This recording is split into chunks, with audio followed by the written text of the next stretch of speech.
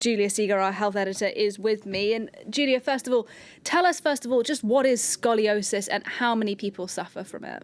Well, scoliosis is a sinuous curvature of the spine, as you said, and as children grow, well, it's going to start taking the shape of an S, but you're also going to be able to see that in 3D, looking at it from all sides. And to understand how important that curvature is, well, we're going to use what's called the Cobb angle. Now, what's interesting is that we still don't yet fully understand the reasons for scoliosis. And unlike everything that we thought was true, it's actually not triggered by bad posture or carrying heavy backpacks like many parents believe, but it's actually it appears at least, that it involves more hereditary factors because the disorder actually runs in families. And it could also be due to a dysfunction of the pineal gland, which is in your brain, which secretes melatonin. Now, you have about 2 to 4% of children who suffer from scoliosis, and of those children, 80 to 90% of them are girls. So sex is definitely an important risk factor, even though we don't know how to explain it yet. Now, most cases are actually quite mild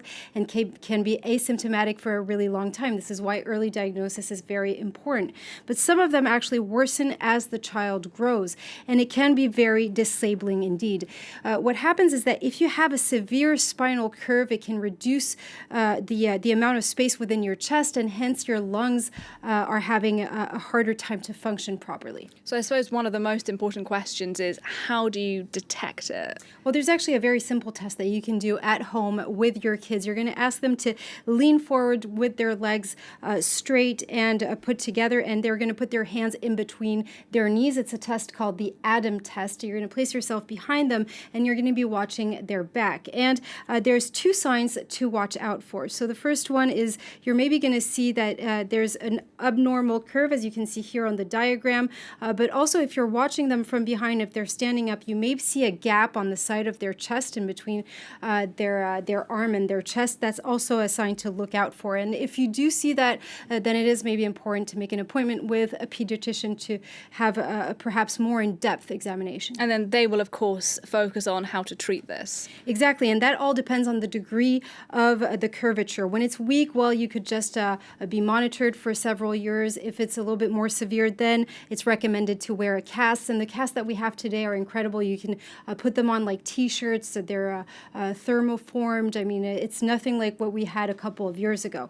And if it is indeed a little bit more severe, then it's maybe important to have surgery. Now, the traditional operation is called spinal fusion. So the idea is to join and fuse together 2 vertebrae, usually in the lower back.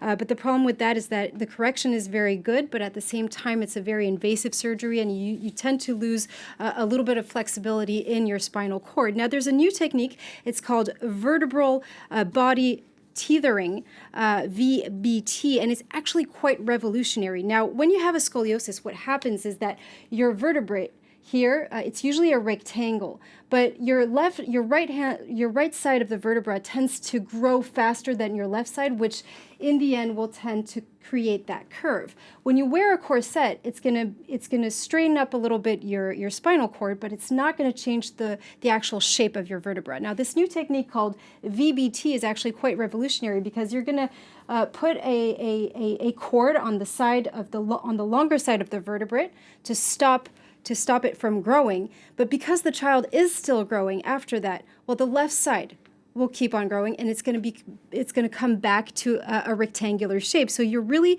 changing the form of the vertebra from within. Now, it's revolutionary because it can correct the shape, but also because it's less invasive. And also, if it doesn't work, you can always reverse back to the other more traditional surgery. Really interesting stuff. Thanks very much indeed, Julia Seeger, for us there. Thank you, Nadia. On the program.